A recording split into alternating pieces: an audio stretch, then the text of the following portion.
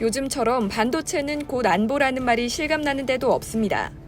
대만이 코로나19 재확산으로 인해 반도체와 정보통신 등 국가 핵심 산업에 위협이 가해지자 이들 산업 종사자에게 코로나19 백신을 우선 접종하기로 했다는 소식 때문인데요. 8일 홍콩 사우스차이나 모닝포스트 등에 따르면 대만 과학기술부는 수도 타이베이와 가까운 북부 신주과학단지, 타이중 인근의 중부과학단지, 가오슝 인근 남부과학단지를 포함한 세계 과학단지 인력 29만여 명을 대상으로 백신을 우선 접종하기로 했습니다.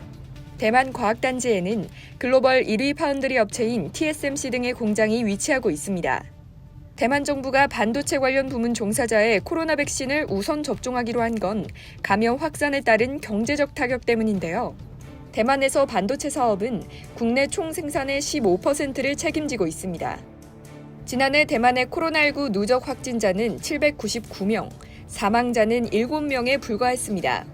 그러나 지난 4월 말까지 한 자릿수였던 신규 감염자가 지난달 들어 세 자릿수까지 급증해 이제는 누적 확진자가 12,900명을 넘고 사망자 또한 437명에 달하는 실정입니다.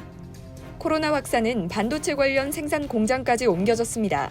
반도체 검사 장비 업체인 대만 징위안전자의 마오리 공장에서 8일까지 243명의 외국인 노동자가 코로나 확진 판정을 받았습니다.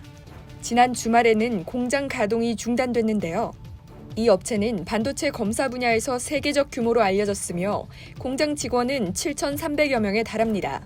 주변 폭스콘 그룹 산하의 징딩정밀 파워칩 등 기타 반도체 업체에서도 확진자가 나오고 있습니다. 대만 입장에서는 반도체는 경제의 핵심이기도 하지만 안보에도 직결됩니다. 자동차는 물론이고 첨단 무기를 만들 때도 빠짐없이 반도체가 필요한데 반도체 생산이 중단된다면 우리가 생각하는 정밀기기의 생산이 중단됩니다. 그래서 멈춰서는 안 될 업종이 반도체이며 그중 대만은 단연 핵심 국가인데요. 동아시아 담당 차관보로 지명된 데니얼 크리텐브링크 전 주 베트남 미국 대사는 15일 상원 외교위원회 청문회에서 대만을 자국 영토로 주장하는 중국의 압력에 맞서 미국이 대만에 대한 견고한 의무를 이행하겠다는 결의와 의지를 보여주는 게 중요하다고 말했다고 로이터 통신이 15일 보도했습니다.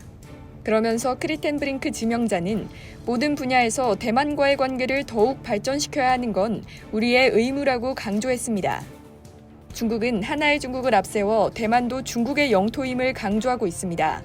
중국 입장에선 대만의 독립선언만큼은 막아야 하는데요. 대만의 입장과는 반대되는 형국이죠. 우첸 중국 국방부 대변인은 지난 1월 기자회견에서 대만 독립은 전쟁을 의미한다고 말하기도 했습니다. 대만으로선 미국과 중국이 패권 전쟁을 하는 지금 자신들의 반도체 기술이 무너지게 된다면 선택의 여지가 없게 될 겁니다. 백신 집중 접종 역시도 이와 관련 있어 보입니다.